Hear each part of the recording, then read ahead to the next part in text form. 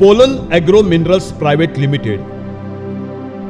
संशोधन, गुणवत्ता, सेवा के साथ हमारा लक्ष्य समृद्ध भारत। तर बेसिकली जर बघितलं तर बेड ह्याची रचना तुम्हाला सांगितली, मित्र पिकं सांगितली। आता यशाला पुढे जायचं आहे। पपईमध्ये यशस्वी कोण आहे तर त्या सरांनी सांगितलं। त्यातलं काय शिकला तुम्ही मला माहित नाही, पण आवर्जून शिका। पपईचं यश हे इतकं सोपं आहे, पण ते कळलं पाहिजे। आज मी ज्या शेतकऱ्याचा नाव तुम्हाला सांगितलं, एकनाथ पाटील, या शेतकऱ्याला गेल्या 13 वर्षापासून तो मला फॉलो करतोय। तो पपई सोडून काही लावत नाही। मध्ये केळी लावायचा पहिल्यांदा 2 वर्ष, त्याच्यामुळेच माझी त्याची ओळख झाली। त्यानंतर त्याची इच्छा झाली की मला पपईच लावायची आहे, कारण माझी स्वतःची मुंबईला गाडी जाते आणि मला पपई सोडून मला केळी एक मुंबईत विकता येत नाही, मी पपई लावणार। तेव्हापासून आजपर्यंत त्या पोरानं पपई सोडलेली नाही। 13 वर्ष झाली एकसारखी पपई। आता सुद्धा 16 एकर का 15 एकर जमीन भागाने घेऊन तिथे सुद्धा पपईच लावले, केळी लावलेली नाही। मी ते केळी काय तुमची सर मी लावत नसतो का, तर मला पपईतनं जे पैसे होतात ते केळीत कधी समाधान देत, आणि ती त्याला गोवा मार्केटला तिची गाडी जाते, हैदराबादला जाते किंवा मुंबईला जाते, त्यामुळे त्याला त्या मार्केटची नास माहित आहे।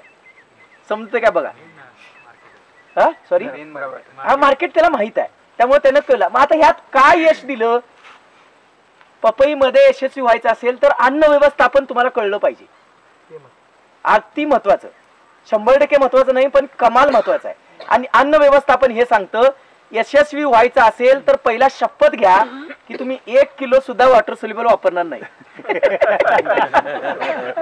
1 किलो जरी तुम्ही वॉटर सोल्युबल वापरलात तर तुम्ही आयुष्यात यशस्वी होत नाही। पपई लक्षात ठेवायचं, 1 किलो वापरायचं नाही।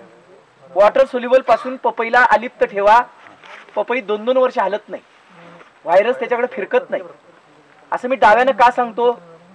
त्यांच्या जनुकाची इतकी सेन्सिटिव्ह जनुक आहेत त्याची, थोड्या वातावरणात सुद्धा ती जनुक पूर्ण मॉडिफाय होतात, थोड्या वातावरणातल्या बदलाव। आणि तुम्ही तर फुल्ली ऍसिडिक फर्टिलायझर खायला घालायला आहे, दिवसाला त्याचे रंग बदलतात। आणि मग त्याच्यामध्ये इतका ताण येतो की तो ताण तुम्हाला दिसत नाही। एक पाणी एवढं, दुसरं पाणी एवढं, एक पाणी एवढं, दुसरं पाणी एवढं, एकाचा देठ एवढा लांबडा तर दुसऱ्याचा देठ एवढाच। असं का होतं, कधी विचार केला? कारण ते तसं झालं की बरं व्हायरस आला। 100% तुम्हाला दुसरं काय कळतच नाही। पान वेडी वाकडी झाली की व्हायरस आला की संपलं। म्हणून पपई जर यशस्वी करायची असेल तर प्रत्येक 1.5 ते 2 महिना, किमान तुम्हाला 1.5 असेल की 2 महिने असेल, 2 महिने, या 2 महिन्यातून बेसल डोस द्यायचा। 1 किलो वॉटर सोल्युबल द्यायचं नाही। रेट वाढला म्हणून खताच्या मागे लागायचं अजिबात लागायचं नाही। स्थिर चालवायची। 1.5 वर्षात 15 वेळा दर खालीवर होतात, सगळी तेंजीबिंदी गावते। डोक्यापुढे ठेवायचं, हे 1.5 वर्ष चालवायचं आहे। आणि हे जर ठेवायचं असेल तर वॉटर सोल्युबलच्या फास्ट फूड, चायनीज फूडच्या मागे लागायचं। अचानक दिलेली रासायनिक खतं ही करतात काय, शरीरामध्ये पेशी विभाजनाचा वेग वाढवतात। आणि पेशी विभाजनाचा वेग वाढला की तोटा असा होतो की वातावरण बदलानुसार त्याच्यावर ताण निर्माण होतो, आणि तो ताण निर्माण झाला की त्या ताणातून त्याला बाहेर पडता येत नाही, आणि ते पीक लगेच पुढच्या आठवड्यामध्ये कुठल्या तरी रोगाचं इंडिकेशन देतं। का झालं? कारण ताण निर्माण झाला। ताण झाला की डिसऑर्डर येते, डिसऑर्डर आली की डेफिशियन्सी येते, डेफिशियन्सी आली की डिसीज येतात। पिवळं हिरवं चालू असतं बघा। कळतंय ना मी काय म्हणतोय? म्हणून पपईमध्ये सर्वाधिक यश जर मिळवायचं असेल तर तुम्ही न चुकता इथून पुढे काही मोजक्या गोष्टी खत व्यवस्थापनामध्ये लक्ष ठेवा। एक पहिली गोष्ट की त्याला नत्रयुक्त खत नाच्या बरोबर द्या। नत्रयुक्त खत द्या, किती? नाच्या बरोबर द्यायची जरूर, पण वेळा बघून। म्हणजे कसं, एक तोडणी झाली, कशी द्यायची बघा। एक तोडणी झाली की आपल्याकडे असणार अमोनियम सल्फेट आणि मॅग्नेशियम सल्फेट पाण्यात विरघळायचं, आणि 1 एकराला 15 किलो अमोनियम सल्फेट आणि 2 किलो मॅग्नेशियम सल्फेट प्रत्येक 1 आड 1 काढणीला देऊन टाकायचं। किंवा प्रत्येक काढणीला द्यायचं असेल तर 7 किलो अमोनियम सल्फेट आणि त्याच्याबरोबर 2 ते 2.5 किलो मॅग्नेशियम सल्फेट 1 आड 1 काढणीला देऊन टाकायचं। एवढंच। जे काय दिल ते नत्र, ह्याच्या वेगळं नत्र काही वर्षभर द्यायला जायचं ज्यादा होते काय? कळतंय का? आता अमोनियम सल्फेट प्रत्येक काढणीला आपण का देतो का माहित आहे का? हा, बेसल डोस मध्ये जाणार नत्र अजिबात द्यायचं नाही। बेसल डोस काय द्यायचा सांगतो की मी तुम्हाला काय द्यायचा बेसल डोस। मॅग्नेशियम का द्यायचं? कारण नायट्रोजन हा तरल अन्न घटक आहे तो थेट जर दिला तर नको आहे तेवढा शरीरामध्ये जातो आणि नको तेवढा डायजेस्ट होतो. पाहिजे तेवढाच द्यायचा असेल तर गरजेच्या 50% मॅग्नेशियम बरोबर काय दिलं आपण, त्याच्या 50% नायट्राच्या 50% मॅग्नेशियम दिला. आणि मॅग्नेशियम हे पण पिकाचं आवडतं अन्न आहे, कळतंय, आणि नत्र हे सुद्धा आवडतं आहे. त्यामुळे ते दोन्ही निम्म निम्म घेतं, 100% नको असताना घेत. त्यानं होतं काय, जर हा डोस तुम्ही प्रत्येक काढणी वेळी देत गेला, प्रत्येक काढणीनंतर किंवा एक काढणीनंतर देत गेला, काढणी कळते ना, आठवड्याने किंवा 10 दिवसानं, आठवड्यात 10 दिवसानं, थंडीमध्ये 10 दिवसानं तुम्ही जी काढणी करता तर 20 दिवसानं 15 किलो किंवा 10 दिवसानं 7 किलो असा अमोनियम सल्फेट जर देत गेला, याच्या पलीकडे काय द्यायचं नाही वर्षात. हा जर देत गेलं तर यानं काय होतात, मॅक्सिमम फळं लांबडी होतात. हे कशासाठी देतोय आपण, लांबडी फळं होण्यासाठी. जी जी काढली की लगेच पुढच्या फळांना प्राधान्य मिळतं. ती गोल न फुगता कशी फुगतात, त्याच्या उभय पेशी लांबल्या जातात, एलंगनेट होतात. तिथं युरिया म्हणलं काय मी नाही, तिथं दिलं काय अमोनियम सल्फेट. समजतं काय तुम्हाला, हे दिलं तर 100% फळं लांबडी लांबडी आणि लांबडीच धरत जातात. नाहीतर मधनच भोपळ्यासारखी, मधनच काकडीसारखी. असं जे विचित्र काय येतं की जेव्हा जेव्हा त्याला तरल नत्र मिळतो तेव्हा तेव्हा लांबडी येतात, जेव्हा तुमचा नत्र काहीच नसतो तेव्हा ती गोल भोपळ्यासारखी होतात. म्हणून आपण जादा अजिबात दिला नाही, कळतंय. 20 किलोनं तोडणीनंतर देत गेलो, सॉरी 7 किलोनं तोडणीनं देत गेलो. म्हणजे जरी महिन्यात किती तोडण्या झाल्या, 3 तोडण्या झाल्या, तर आमचा 21 किलो गेला महिन्याला. 6 महिन्यात किती गेला, मोठा 150-200 किलो पर्यंत जातो. याच्या पलीकडे जात तोपर्यंत आपला एक भार संपून जातो, कळतंय. दुसरं, आता हे ड्रीपने द्यायचं आहे नत्र, आणि बाकी सगळं 20 जे काय 1.5-2 महिन्यानं खताचे डोस द्यायचे आहेत, त्याच्यामध्ये मोस्टली काय द्यावं, काय दिलं तर चांगले रिझल्ट येतात. तर सगळ्यात चांगले रिझल्ट येणारं खत कुठलं आहे, तर म्हणजे चांगले रिझल्ट पोषक कुठले खत आहेत, तर सगळ्यात चांगले रिझल्ट येतात 10-26-26. आता त्यात नत्र जातो तो कॉम्प्लेक्स आहे, तो स्ट्रेट देत नाही. कॉम्प्लेक्स म्हणजे फक्त पोटॅश उचलण्यासाठी लागणारा नत्र आहे, तो अन्न म्हणून काम करत, कळतो काय बघा. त्यातलं पोटॅश जे आहे तो उचलण्यासाठी आणि फॉस्फेट सोल्युबलाइज करण्यासाठी जेवढा काही नत्र लागतो तेवढाच त्या ग्रेडमध्ये आहे, कळतंय. म्हणून प्रत्येक 45 ते 60 दिवसानं 75 किलो 10-26-26. हे कधीपासून सांगतो मी, फळं धरून आकार यायला लागल्यानंतर. त्याच्या आधी वेगळे डोस असतात. फळांच्या सेटिंग पर्यंत 4 महिन्याचे डोस पूर्ण वेगळे आहेत आणि तिथून पुढे डोस पूर्ण वेगळे असतात. तोच डोस तुम्ही रिपीट करताय किंवा वेळोवेळेला थोडेफार पावसाळ्यात, उन्हाळ्यात, हिवाळ्यात आपण बदल करतोय. ते तुम्हाला इथले जे बंडगर साहेब आहेत ते तुम्हाला देतीलच, त्याचे शेड्यूल मागू नका. ते वेळोवेळेला त्यांना बोलवा शेतावर, त्या परिस्थितीनुसार फ्री नत्र किती आहे, मग तो नत्र संपवायचा असेल जमिनीतून तर मग त्याला पोटॅश किती दिला की किती नत्र वातावरणातला संपेल, समजते ना. आणि तो पोटॅश कंझ्युम करण्यासाठी किती कॅल्शियम द्यायला लागेल ह्याची बेसिक कॅल्क्युलेशन करून ते त्या वेळेला तुम्हाला देतीलच. ते डोसेस तुम्हाला 100% मिळतील, त्याची काळजी करू नका. फक्त खत व्यवस्थापनामध्ये लक्षात ठेवा, 100% ड्रीप न वॉटर सोल्युबल द्यायचे नाही. किती कुणी जरी सांगितलं पट्ट्या पडण्यासाठी हे चालतंय, फळं फुगण्यासाठी हे चालतंय, आपण त्याचा विश्वास ठेवायचा नाही. मी काय कुठल्या कंपनीच्या विरोधात नाही, कॅल्शियम नायट्रेट हा मी सांगतो की ते पण 100% सांगणार. आता न चुकता तुम्ही केळी यशस्वी करण्यासाठी मी सांगतो की 7 टन किमान शेणखत टाका. सॉरी, मी सांगतो की केळीसाठी बरोबर बोलतो, आता मला भान आहे. 7 टन शेणखत टाका असं मी तुम्हाला किमान आवाहन करतो. तसं एकराला.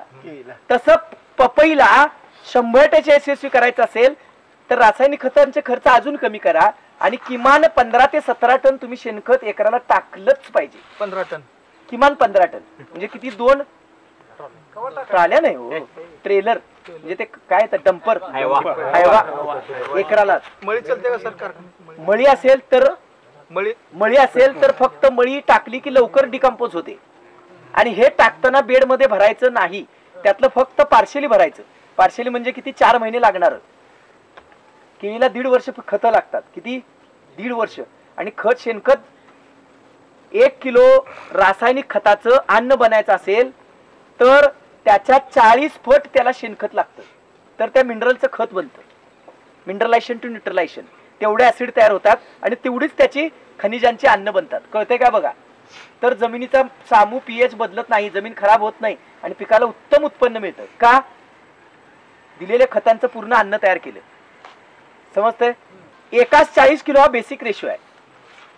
जर तुम्ही वर्षभरामध्ये पपैया खताचं जर नियोजन बघितलं, वर्ष, सव्वा वर्ष, दीड वर्षामध्ये जर नियोजन बघितलं, तर वर्षभरामध्ये किंवा सव्वा वर्षामध्ये जो लागण खुडवा म्हणा त्याच्यामध्ये ते सगळं ज्या वेळी घेतो त्यावेळेला जवळजवळ 1700 किलोग्राम इतकं वर्षभरात रासायनिक खत देत आहे. मग 1700 किलोग्रामला जर 40 पटीनं जर शेणखत द्यायचं म्हटलं तर किती द्यायला लागेल? 68 टन द्यायला लागेल. आहे का आपल्याकडं? मग किमान खत 15 टन द्या, म्हणजे एकाच 10 तरी मिळेल. एकाच किती मिळेल? 10 मिळेल. मग ते काही लोक विस्कटतात गावभर. तेवढं विस्कटा एवढं नाही तुम्ही श्रीमंत. पैशाने श्रीमंत असाल पण शेणखतानं तेवढं श्रीमंत तुम्ही नाही आहे. विस्कटाव जमीनभर म्हणून बेडवर तो बेडवर पण श्रीमंत नाही. म्हणून काय करा, प्रत्येक बेसल डोस बरोबर त्याला मिक्स करून द्या. म्हणून त्याचा डेपो मारा आणि जेव्हा जेव्हा रासायनिक खत तुम्ही पपईला भरताय तेव्हा तेव्हा तुम्ही ते शेणखत त्यामध्ये मिक्स करून दिलंच पाहिजे. 1 किलोला 10 किलो, 1 किलोला 10 किलो कंपल्सरी. केळीला आम्ही म्हणतो की 1 किलोला किमान 3 ते 5 किलो द्या, पण आम्ही पपईला हक्कानं सांगतो 1 किलोला 10 किलो रासायनिक खत आला शेणखत दिलंच पाहिजे. शेणखत नसेल तर कंपोस्ट आणा, कंपोस्ट नसेल तर मळी आणा, पण कोणताही बायोमास गेला पाहिजे. नाही तर थेट रासायनिक खत जर या पिकांना कंझ्युम केलं तर ह्याच्यामध्ये नको नको तेवढ्या विकृती येतात. नको नको तेवढ्या विकृती येतात. पिवळं पडणं, छोटी पानं येणं, फळं गोल गोल होणं, त्याला विकृत्या म्हणजे आडीवाकडी होणं, अनेक विकृत्या येतात. कारण हे फळ केळी हे फळ जे आहे, केळी हे पीक जे आहे ह्याला होल अँड पोल क्रॉप म्हणतात. ह्याचा आतनं दांडा पण म्हणजे खोड पण पोकळ आहे, ह्याची पानाची देठ पण पोकळ आहेत आणि ह्याच्या फळाच्या आतमध्ये मुळ्या ज्या आहेत, ह्याच्या मुळ्या ज्या आहेत त्या सुद्धा फायबरनं भरलेल्या आहेत. त्यामुळे यात साठा होत नाही. ह्याला थेट अन्न केमिकल गेलं हे लगेच टॉक्सिट होतं. कसं होतं? टॉक्सिट होतं. टॉक्सिट म्हणजे कळतं ना? टॉक्सिट म्हणजे ऍसिडिटी जशी आपल्याला होते ना, न पचण्याची यंत्रणा बिघडली काय होते? ऍसिडिटी होते. तसे ते टॉक्सिट होतं आणि टॉक्सिट झालं की फळांवरती वेडेवाकडेपणा येणं, पानं छोटी छोटी येणं आणि हे सुरुवात होतं. आणि हे आम्हाला जर मेंटेन करता आलं नाही की लगेच त्याच गोष्टी हळूहळू रोगाकडे स्थलांतरित होतात. म्हणून पपईमध्ये 100% एक गोष्ट लक्षात ठेवा की खत व्यवस्थापनामध्ये ड्रीपनं खतं देऊ नका. फक्त अमोनियम सल्फेट आणि मॅग्नेशियम सल्फेट सोडलं तर काही देऊ नका. मग उपरोक्ती काय काय देता येतं? आता कॅल्शियम वेळोवेळी लागतो. कारण पपई हे हायेस्ट काय घेते काय माहिती आहे तुम्हाला? सगळ्यात जास्त पपई रिस्पॉन्सिव्ह कशाला आहे? सगळ्यात जास्त कशाला रिस्पॉन्ड करते एनपीके मध्ये? आता राहिलेलं पोटॅश आणि फॉस्फेट म्हणून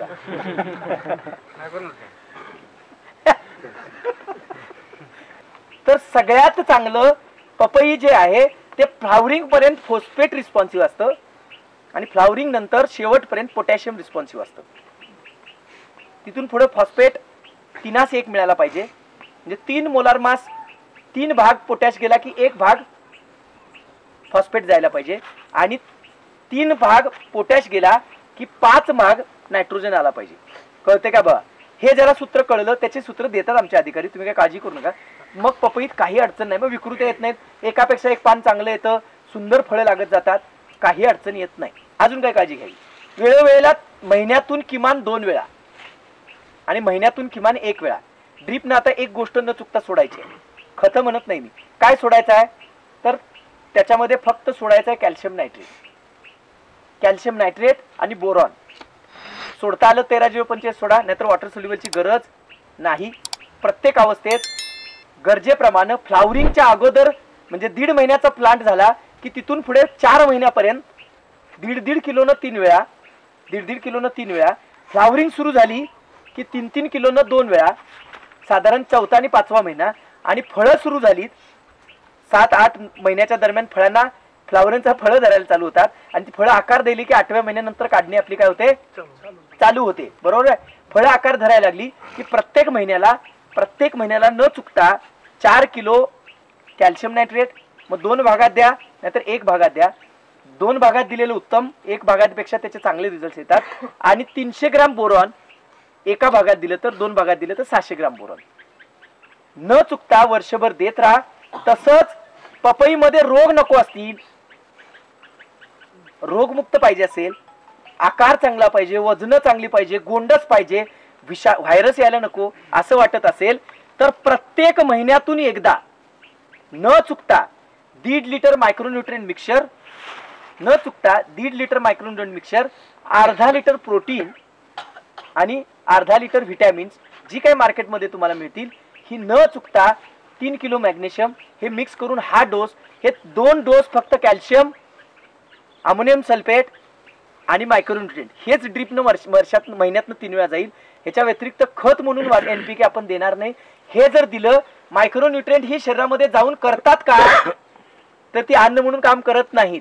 ती तुमच्या पपईच्या शरीरामध्ये हार्मोन्स बॅलन्स स्टेबल ठेवतात आणि वातावरणाच्या फरकामध्ये जे रोगाला बळी पडतं ते अजिबात बळी देत नाही. रोप निरोगी राहतं.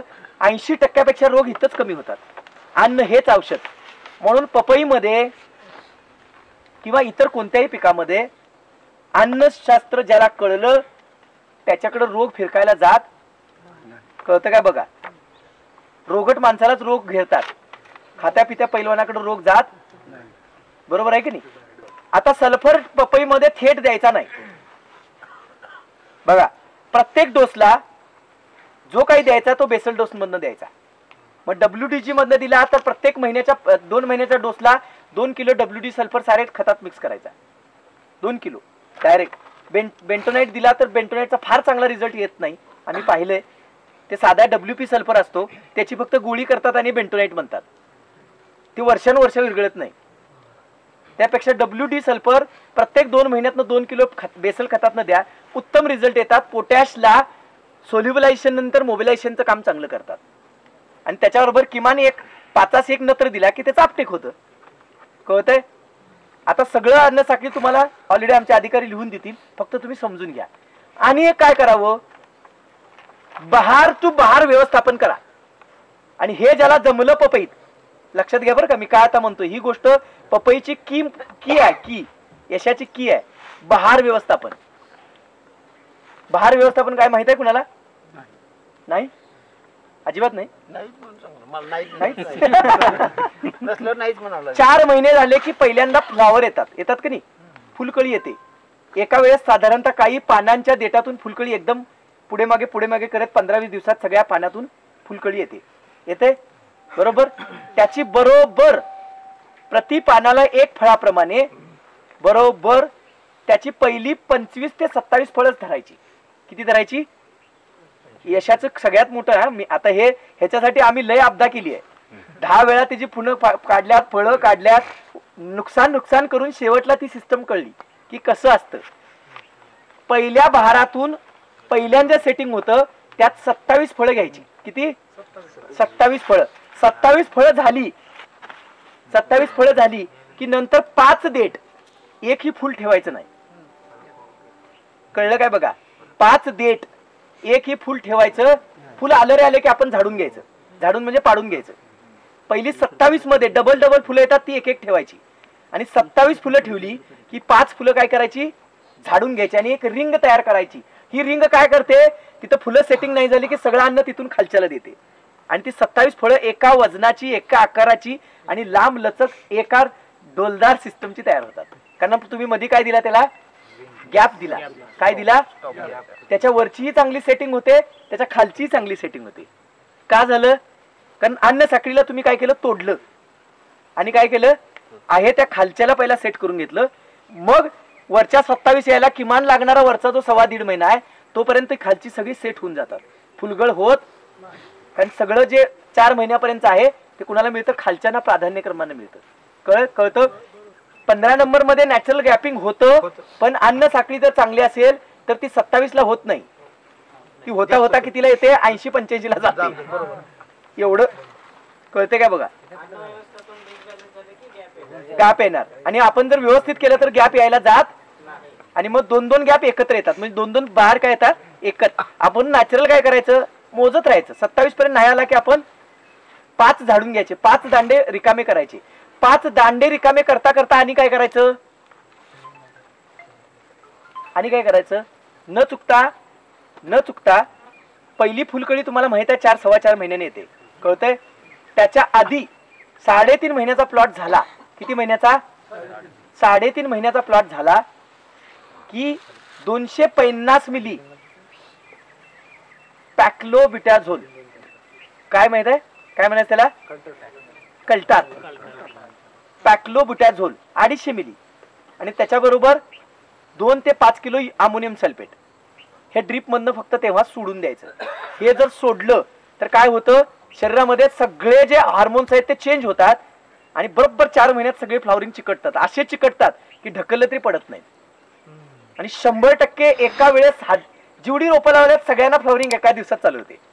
असं का झालं, म्हणजे जेव्हा कल्टार आपण आंब्याला वापरतो कशासाठी, बहार येण्यासाठी, त्याच्यात गॅप येऊ नये, वातावरणाच्या बदलानुसार ते फसवू नये. ते कल्टार 250 मिली आणि 3 ते 5 किलो काय अमोनियम सल्फेट ड्रिपनं सोडून द्यायचं. 90व्या दिवशी 100 दिवसाला 3.5 महिने 110 ते म्हणजे 195 ते 110 दिवस ह्या दरम्यान. लक्षात आलं. हे सोडलं की प्रत्येक कळीचा आकार बघायचा, एक टिपिरा येतो म्हणजे अंगठ्यापेक्षा मोठा येतो. जे झाड बियापासून तयार होतं त्याचा DNA स्ट्रक्चर बीत असतो, समजतं का बघा. आणि तो बीत असतो ते उगवणीच्या वेळेलाच ठरतो. म्हणून आपण 65 बी आहे ते काढून फेकून देतो, ते त्यासाठी आहे, कळतंय. पुढे जाऊया आता. ते DNA इम्प्रेस काय करायला जाऊ नका. 4 महिन्यापर्यंत आपण सुपर फॉस्फेट जिप्सम बघा काय काय असतं बेडमध्ये भरलेल्या 4 महिन्यापर्यंत आपण काय काय देतो, जिप्सम, सुपर फॉस्फेट, थोडा DAP, थोडा म्हणजे किती, प्रत्येक 1.5 महिन्याला फक्त 25 ते 30 किलो DAP, सुपर फॉस्फेट 5-5 पोती 2 वेळा, 5 पोती एका वेळा बेड भरताना आणि 2-2 पोती प्रत्येक 1.5 महिन्यानं, समजून घ्या. त्यानंतर 3 पोती पोटॅश 150 किलो. या व्यतिरिक्त आपण पपईला काही देत नाही. म्हणजे मायक्रोन्युट्रिएंट असेल तर 10 किलो.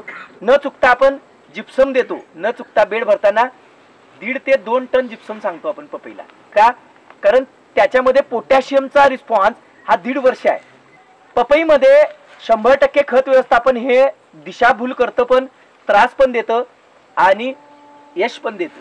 का, केळीसारखं जादा दिलं तरी ते सहन नाही करत. जादा झालं की त्याचे साईड इफेक्ट लगेच दिसतात. फुलगळ होईल, फळं घळ होतील किंवा वरचं फळ मोठं मधलं फळ लहान राहतं. असं का होतं, हे सगळं बघ. आता जरी तुम्ही वरती खाली बघितला, काही वरची फळं मोठी झालेत, मधलीच फळं लहान झालेत. का असं आहे, कारण पपई हे पीक साठा करत नाही, शरीरामध्ये साठा करत नाही, म्हणून त्याच्यामध्ये वातावरणाशी लढण्याची शक्ती नसते. कारण त्याच्यात ते पोकळ आहे, त्यामध्ये कुठेही साठा नाही. त्यामुळे ते वातावरणाला लगेच बळी पडतं, चांगल्या पद्धतीनं पण आणि वाईट पद्धतीनं पण. म्हणून आपल्याला करायचं काय, दररोजचं व्यवस्थापन आपल्याला शिकायचं आहे. म्हणून आपलं व्यवस्थापन हे ठेवायचं की मग 1.5 महिन्याला खत व्यवस्थापन का सांगितलं, कारण काही जादा झालं कमी झालं तरी आपल्याला त्रास होत नाही. कारण पिकाला जेवढं पाहिजे तेवढंच ते जमिनीतनं घेतं. आणि ठिबकनं जर तुम्ही सोडलं तर नको ते पण घेतंय आणि पाहिजे ते पण घेतंय. का, ठिबकनं सोडणारी खतं सगळी काय आहेत, ऍसिडिक फर्टिलायझर आहेत. आणि ऍसिडिक फर्टिलायझर असल्यामुळं पिकाला कळत नाही मी काय घ्यायलोय. कारण पोटॅश पण ऍसिडिक, नत्र पण ऍसिडिक आणि फॉस्फेट पण ऍसिडिक. मग पिकाला पाहिजे असतो फॉस्फेट, पण दिसतोय ऍसिडिक म्हणून ते काय पण उचलून घेऊन येते. आणि ते नको असलं शरीरात ते साठून राहतं. साठलेलं पचलं नाही किंवा गरज नाही राहिली की त्याच्यावरतीच नंतर रोग येतात. का, तर ते रॉ फीड आहे, त्याच्यात पेशी आल्या नाहीत. पेशी का आल्या नाहीत, कारण पचवलेलं नाही, तर पेशी नाही तर त्याच्यामध्ये काय येतो, रोग येतो, कुठलाही येणारा डिसीज येतो. का, तर त्याला संपवायचं असतं शरीरातलं, कारण ते बिनकामी आहे, समजतं. म्हणून खत व्यवस्थापनामध्ये लक्षात ठेवा की किमान 1.5 महिन्यातनं एक बेसल डोस द्या. आता बेसल डोसचा फायदा काय असतो की पिकाला जे पाहिजे तेच पीक घेतं. का, तर ही खतं सुरुवातीला काय असतात, किमान अल्कनाईट असतात, कमाल अल्कनाईट असतात, किमान न्यूट्रल असतात. बेस त्यांचे ऑक्साईड, क्लोराईड, कार्बोनेट असे असतात. त्यामुळे ही खतं पिकाला पाहिजे असेल तरच घेतली जातात, अन्यथा ती जशी जमिनीत काय होतात, पडून राहतात. पिकाकडे चॉईस असतो, पपईमध्ये चॉईस असतो, त्यामुळे त्याच्यामध्ये डिसऑर्डर येत. खताचा डोस कुठं द्यावा, आता केळीची पिकं हे बघा 1.5 फुटातच अन्न घेतात. म्हणून आपण ड्रीपच्या तिन्ही बाजूला कट मारले आणि तिकडेच खत दिलं. पपई कुठून घेते? तर पपई हे पीक जवळजवळ तब्बल 38 इंचापर्यंत दूरनं खत घेऊ शकतं.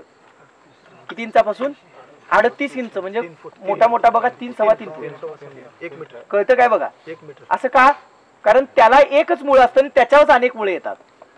जी रनर रूट असतात त्याला जिथं सेन्स मिळाला फर्टिलायझरचा तिथनं फिडर रूट तयार होतात.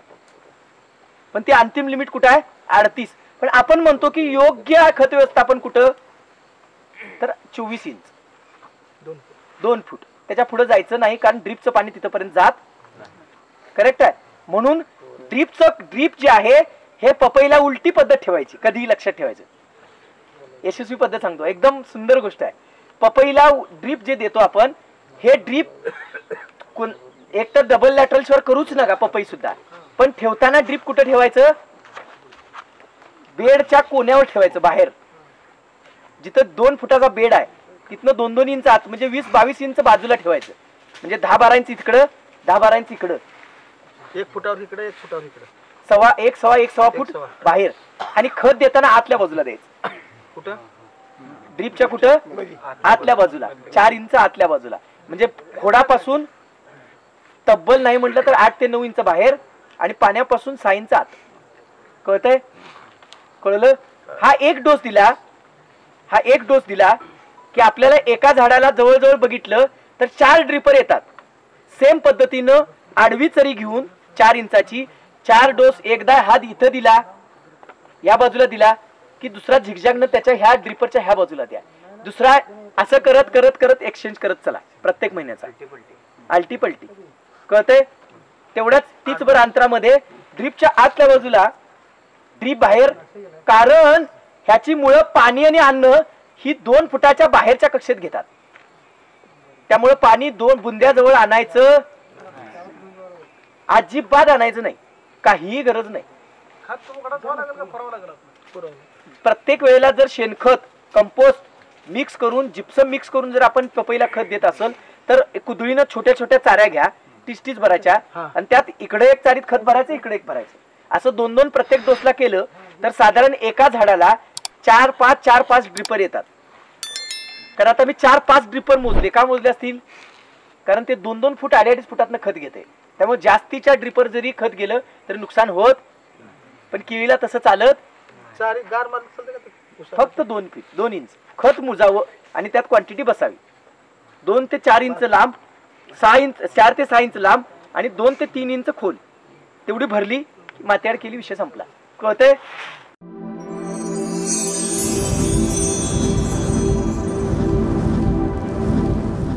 Pollen agro minerals private limited. संशोधन, गुणवत्ता, सेवा के साथ हमारा लक्ष्य समृद्ध भारत.